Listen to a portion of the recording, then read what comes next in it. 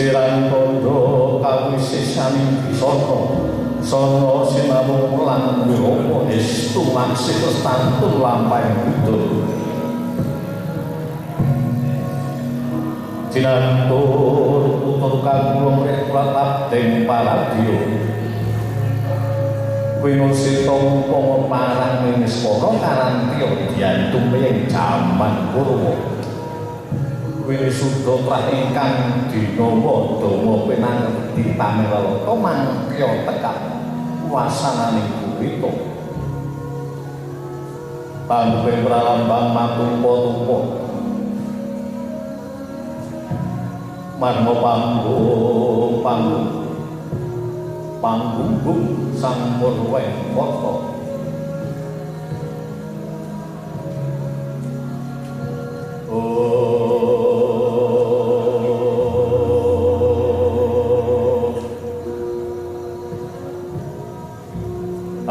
negari pundhita kang kinarika bebukaning carita ing mangke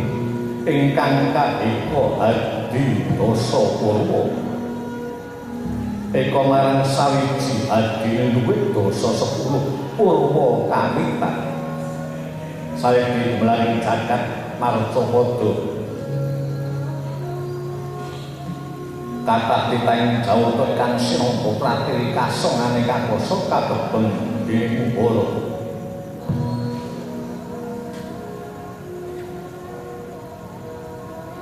lamun kau punya senadyan kau sewu ya cangkep dosa senadyan kau 100 ya cangkep kali amung bahagia dening garbo bubito ya ganti negari ing Hastinapura yo negari Hastinapura yo negari Liman Dali pramila sinebat negari Hastinapura awit ing ingkang yasa nenggih Begawan Palasara ing sak ngandhaping mandira Mas. Pramila sinebat negari Hastinapura awit ing ingkang yasa negari Hastina nenggih Prabu Hastimurti. Pramila sinebat negari Gajahkaya awit negari ing Hastina Benelang. Ilining Narpada sinebat kali Yamuna ingkang leteng tirta saka puntaing harga dumugining negari ing Hastina katingal menggak mengko candrani kaya naga nglangi satemah negari Hastina saged sinebat negari ingkang panjang kunjung pasir ukir roh jinawi kemaki pakarto ora anjir basa panjang marang do kunjung Gusti tawaning praja lamun Tokacandra amung dawa pecapane jembar platahe luhur kawi bawane asar jatuh tantepe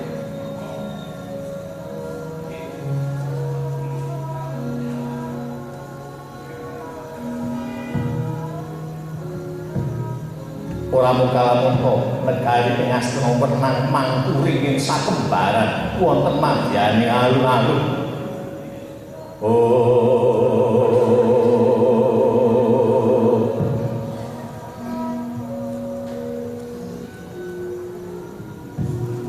agemah saha ripat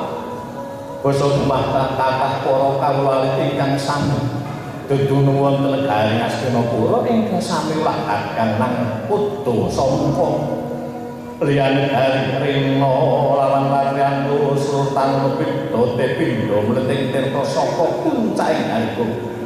parandene boten wonten ingkang sami angin copringgo bayani marga labet saka gemahing praja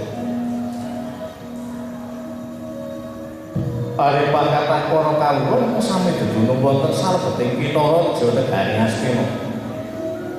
Kadite pepastening wisma ngantos jejel riya uyel-uyelan. Pangrasa abujuke tepung taritis papan wiyar katemahan rupak parang dene katingal hinca manahe. Boten wonten ing sami cetengilan cengkah rembak lan sak panunggalan ira. Kateng wonten negari ing Ngastina Kateng.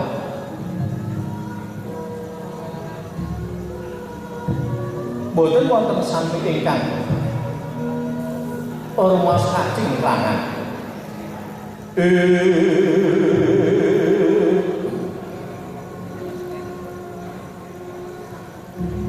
Katitik iweni Raja Kaya iwen-wenira ayang kambangan mangsa lemblan sak panunggalane lamun to rina hadlari pangun lamun to ratri wangsa wonten kandhana suwang-suwang basa karto kathah para kawula ing sami tretupa wonten rapat dusunan ingkang sami hamulang ulu galing Siti Pasabinan Siti Pategalan sedaya sami nindakaken pangandikanira para winasih bapetane satemah boten wonten ing sami luput petanganira anggenira sami wekel ngolah ulu wedaling Siti Pasabinan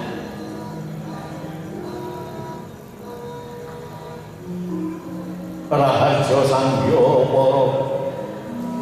nayakaning praja sumrampak para wadyabala medhak dhateng para kawula alit para nayaka praja saged angemong dhateng para kawula alit para kawula saged angemong ngendikani kawula para nalika satemah Guracara Sirna Sedaya ajrih dhateng Wilading Nalindra.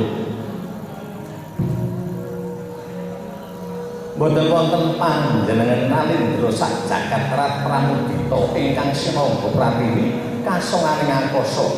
kagem dening Muhara Boyakadi Padha mirip wong agung ing Astina. Panalindra kinacek sak samining ratu tata padang paningalih ageng pabore dhuwur kukuse tebih kumarani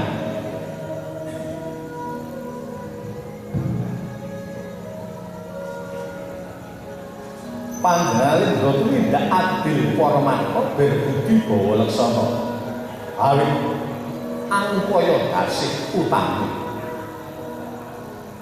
memulamu balik jampung prangapupuh ngapura lepating wadya anggung tiri priksa ampun kuci manira datang keparing menggakaken lelabanira para kawula katitik ingkang kinarsa pinaringan ganjaran amun sanak kula warganira pribadi kotapa lamun to Cinandra kawibawaning Nalindra ing Astina Saratri tanana pedote bebasan kurang condra kurang rupa lan kala semanten sinten kon kang keparing jumeneng Nalindra kempat papan mbalawat nedhum wonten negaring Astina basan pirangi den punjeni yika hajujuru Prabu Duryudana Prabu Jakapitana Prabu Jayapitana Prabu Kurupati Prabu Destarastra Putra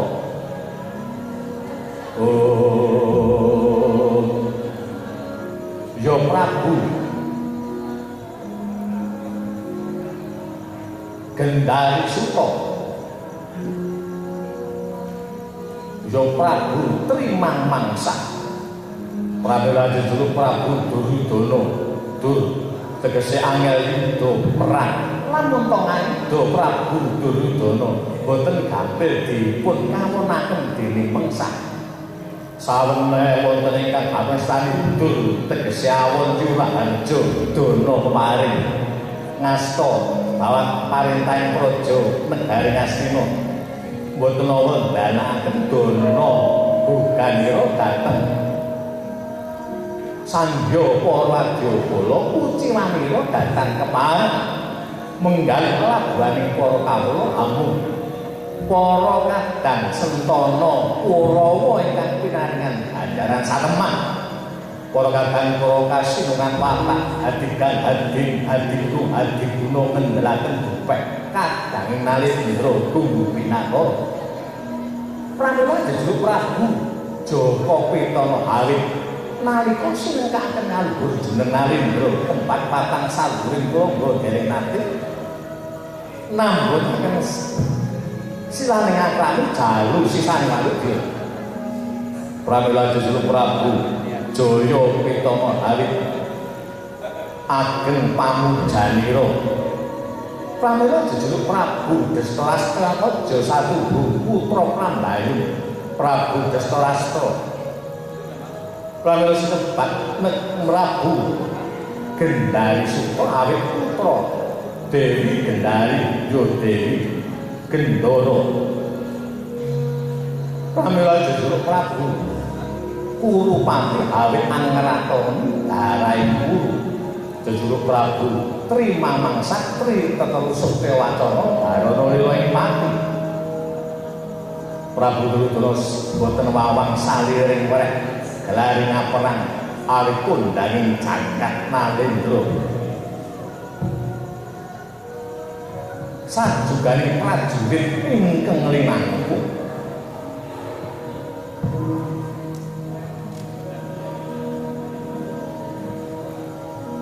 bawane nalika semanten Sanghyang Surya wis mangrang sangaposo pinuju dinten Respati kepareng Sang Nata ngawontenaken pasebanaku sinten ingkang paring saged palunggahan Sang Nata lah punika watane Nalindra mantri uga pangarsa Pyanapati Arya Suman ya Raden Trigantalpati ya Sang Patih Jurik Arya Sengkuni ingkang pilenggah wonten ing kepatihan Plasa Jenar sajuganing prayang kuwi sampun kalabut yuswa turta puji wewananira nanging bangkit dateng saliring rek gubeng ingring raja datan muka tansah jinaken wonten ngersanira Sang Rata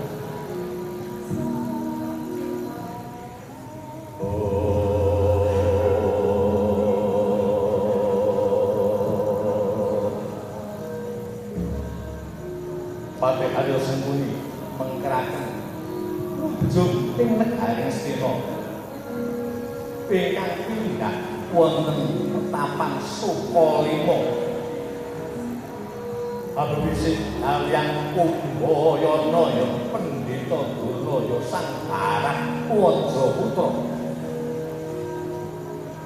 najan wis kalabut yuswa nanging saiki tuntas kawruh lahir batin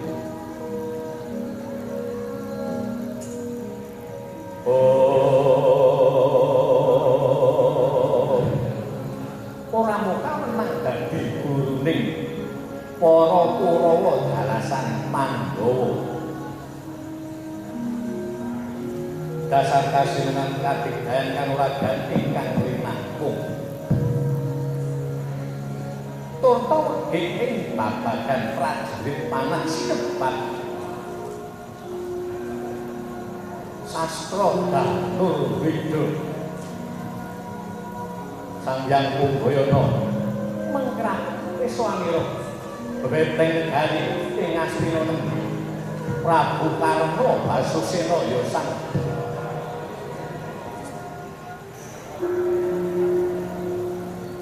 Surya Putra ya Sang Kunteya ingkang pindah wonten negari Ngawangga prajurit kasinungan kadigdayan kanuragan dalem pilih saged ngendhi yudanira Prabu Karna Basusena Prabu Karna Basusena mengkeraken Wiswanira rayi dalem ingkang pilenggah wonten kasatriyan Tirta tinalang kasih Raden Kartomarma ingkang den pitados ngasta perkawis upakarti ning negari ing Astina Raden Kartomarma mengkeraken Wiswaning para wadyabala para kadang para ndambar pindha samudra tanpa tepi sami ageng busana maneka warna manca Cinandra saking Mandra Mebyan pating palancur pating palutan windha lintang silih pernah ora wiswaning para wadyabala nalika semanten wonten tegak pira pepunden medari ing Astina pilenggah wonten ing petapan Talkanda nenggih Begawan Bisma ya sang Dewa Brata sinarengan rawuhnya Brata Agung Mandaraka nenggih Prabu Salyapati ya Prabu Salyantaka sampun den acarane lenggah kebareng acara lenggah dhateng Sang Nata Prabu Duryudana bawane sang Hyang Sumatran Sang Kosok pareng Sang Nata badhe wis langkung rumiyin ngagem busananing Narendra ngagem jambang mas tewasan kinanjengan Garuda Mungkur tahtah Pinarayasta dumawahing tuntat ulur-ulur mangsa gelang kelat bau salira pindha sarpa bebingkiran atas swara sinambi kaluntringan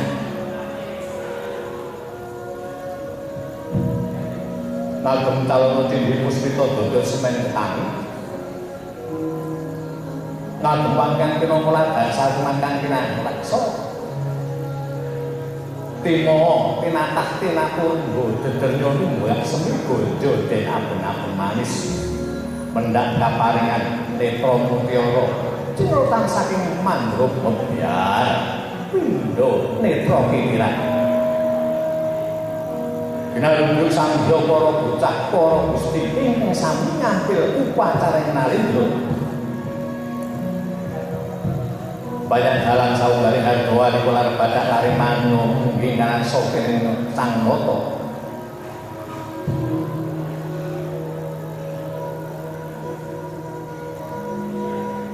ini sami mara taos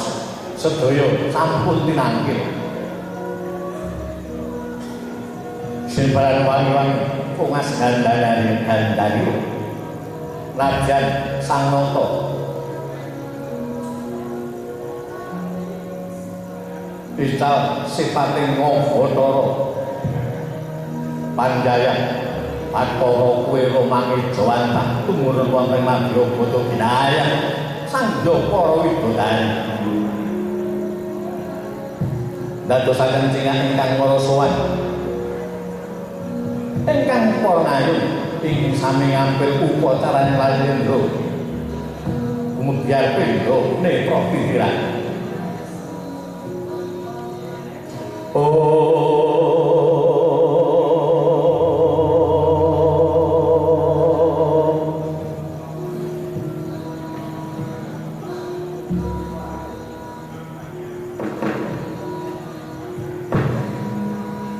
sedaya sampun samapta paring gandhaling Sang Nata ampar kencana tinatah tinaturungga leleningan babut perang dirgani sinebaran wangi-wangi Ilaludu Sandyapara ceting sami ngampil upacara Narendra banyak dalang sawunggali kinebutan laring manura Pongas Gandanira dumugi Pasir Banjar Pongas Gandanira dumugi Pasir Banjar dadosaken cingak ingkang maraswan prayitnanira abdi ingkang caos hormat sira natap loro bendi kala tampa tambur sumpret munyo ambal-ambalan wonten madyaning alun-alun Purnando munyo madyaning antariksa ora pesane para wadyabala kaya kapan enten ayo padha-padha ayo padha-padha kal song-song iki lan katon cemara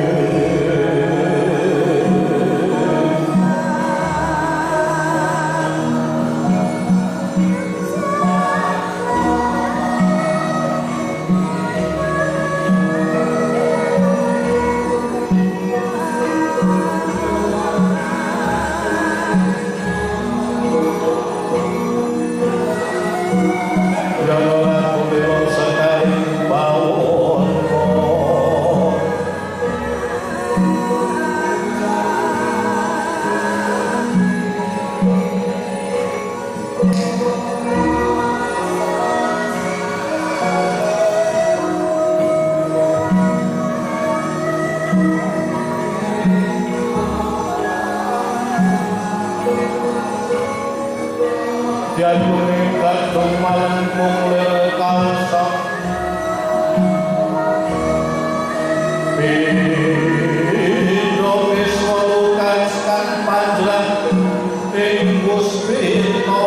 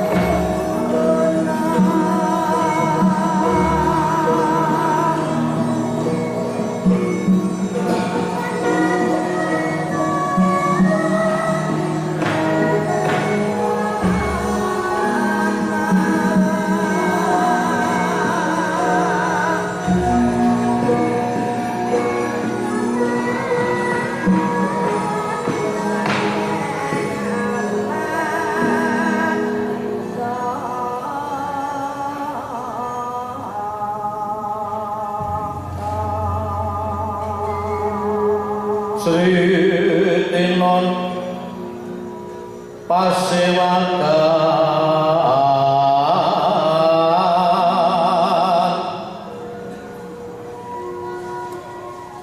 Busana maneka warna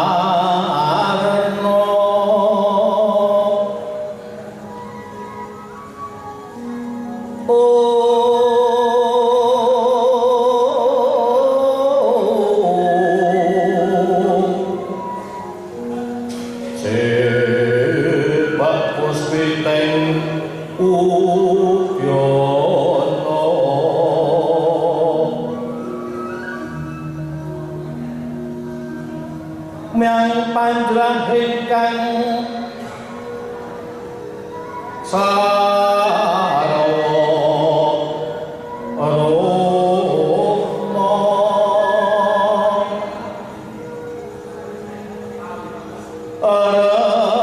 arenggeng maneh narawata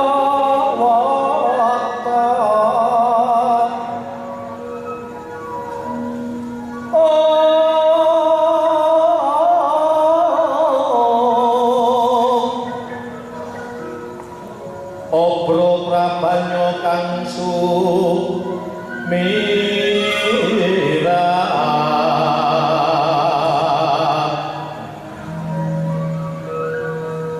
kenyaring peco lali warang lirik kilat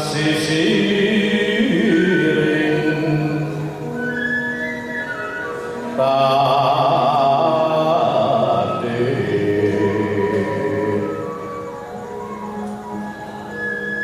wibu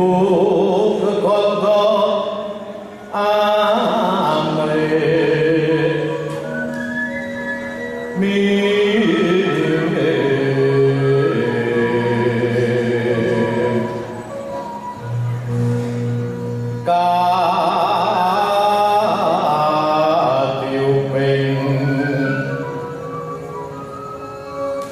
maruta mando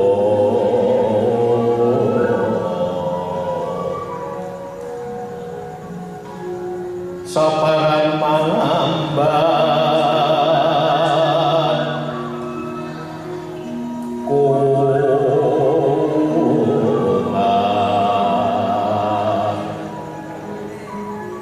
angebeki pasewangan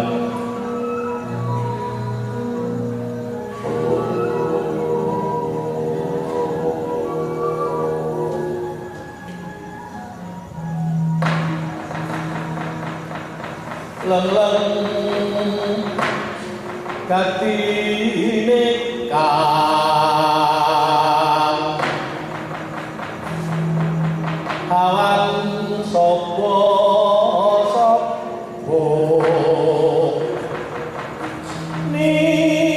nikeng ngastina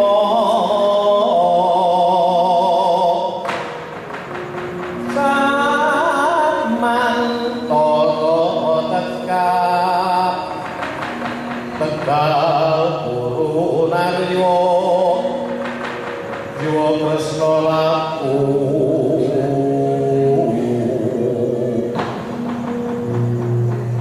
sireng prasurama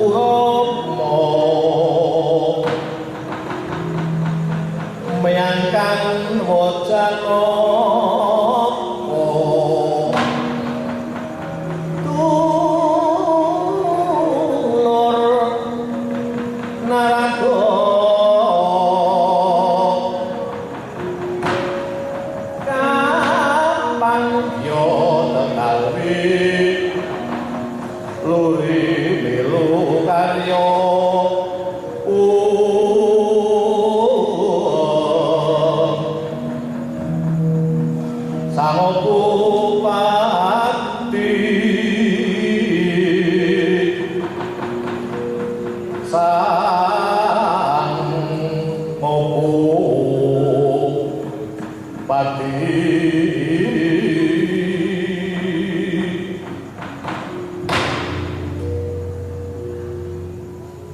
jagat dewa bathara jagat wasesani bathara paman Haryo Suman kadhawuhna dhateng para kadang sentana supados tintrim sawetawis putra pekenira badhe atur pambagyo dhateng rawuhipun para pepundhen wonten nderek dhateng sendika anak Prabu enggal badhe kula dawuhaken dhateng para kadang sentana tintrim sawetawis kejawi saking menika keparmelan ingkang bapa kepantian ngaturaken sembah pangabekti sayogya katur sandhap padha paduka puniki kula tampi menira ngaturaken sembah pangabekti junjung keprabonipun putra pekenira nun inggih pepundhen kula wonten Madyapada Kanjeng Eyang Wara Bisma dereng ngantos ingkang wayah ngaturaken aputanan kanthi rambut nata ingkang prayogi kepareng ingkang wayah paling nyapa caos pambagya ana prami raharja rawuhipun Kanjeng Eyang Darasan sumekeming pangabekti saya dipunjuk ngarsanipun Kanjeng Eyang. Om Siwarsana sinungga datanaran. Oh astu tak hastu. Ya wayah Prabu. Jeneng Pralasem pambagya manang pun eyang tak tampa. Dadi daya kasantosane pun eyang nggih. Kebareng wayah Prabu mundur peswanipun Eyang awit saka pamujine wayah Prabu sinembung pengayemaning Jawata ingkang agrara jagat tulus raharja nggonku tedhak ana negara ing Astina jaba sekoy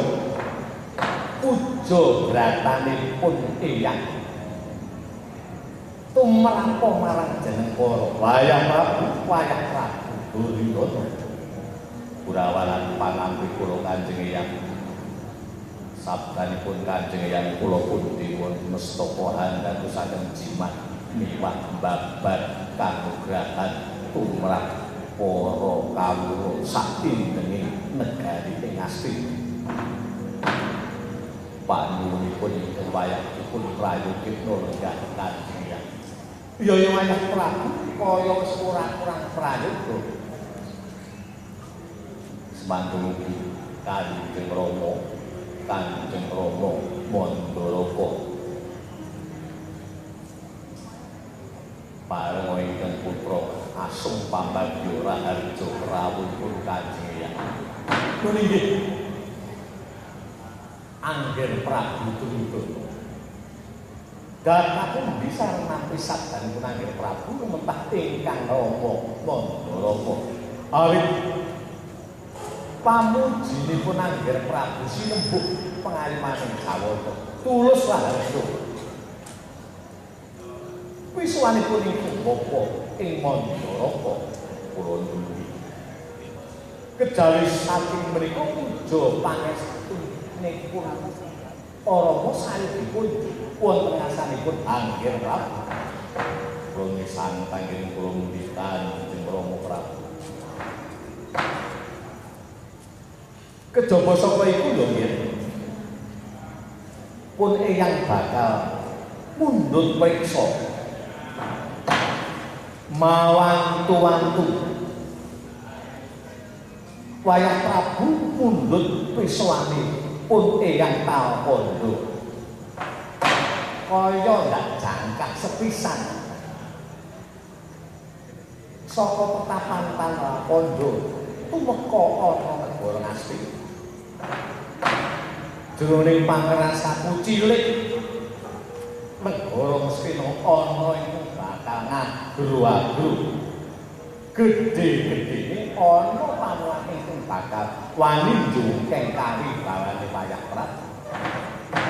nanging bareng pun bapa jumangkah tlatah negara ing Astina awis menawa para kawula cilik para prajurit mulai para nayaka praja kabeh sangkut gumregut makarya sowang-sowang manut marang pakaryaning dewi-dewi meracenani menawa negara ing Ngastina tata titi tentrem lah kok jebul tiba masa balen karo suraosing nawala ingkang ndak tampa wayah Prabu mawantu-wantu mundhut piswanipun Eyang nggih gandhengipun Eyang Mustumekana sami ilang rasa wigih ringa-ringa tinggal paringa dawuh lamun bisa kawedan ing akeh tinggal tumulya medhal sabda pun Eyang bakal nganglungke jaga nelingaken asmara ewadene ora bisa kawedaning akeh ayo aja tidur-tidur kebarengan lawanipun Eyang manjing ana sanggar paneneng pinanggya catur netra nggih tinggal paringa dawuh marang pun Eyang Andai kang puspita waru kang kasiring samirana amrit sekar gaduh Bungas gandhan ingkang puspita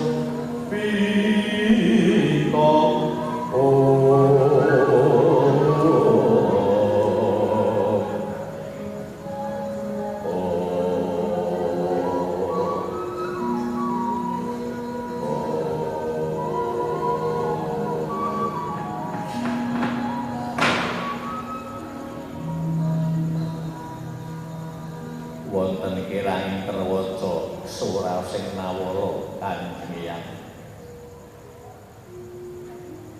kersa bedah samudraning pangaksami dhateng ingkang wayah pingasti. Iya ora dadi ngopo kuturan.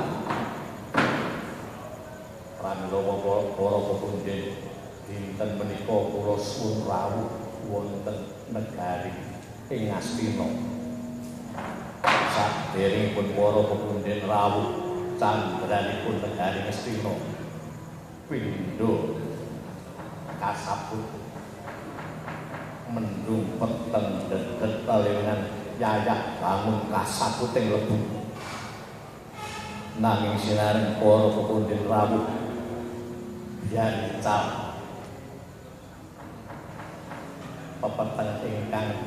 tumanduk negari Astina kula pitados bilih para pinisepuh menika mangke badhe saged dados tali daman petenging kawontenan negari ing Astina. Iya wayah Prabu. Dadosna kawuningan Kanjeng Hyang.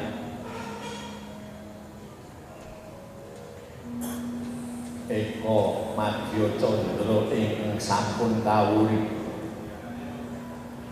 Kadang-kadang kula Pandhawa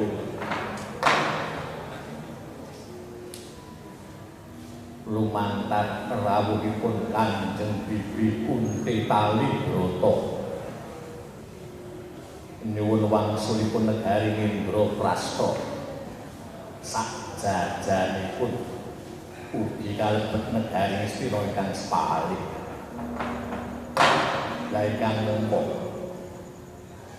negari Astina dalasan Indraprastha menika kalengganipun sampun dados regaman kula amargi para Pandhawa kasuran main dadi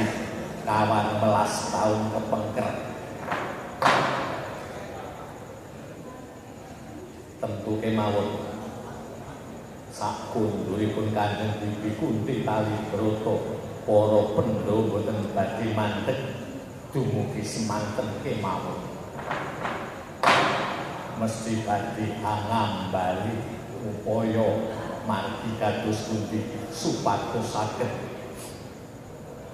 amucik nuwun wangsul negari Astina ingkang sepalih. Kanjeng pramila para pepundhen kula suwun rawuhipun kados pundi menggah margi ingkang kula temah margi pundi ingkang dah kula tempuh murid raharjaning para kadang Kurawa. Wayah Prabu kula wonten dawuh Kanjeng wiwit purwa madya wusana wis ora bakal karempit pun eyang napa kabeh aturira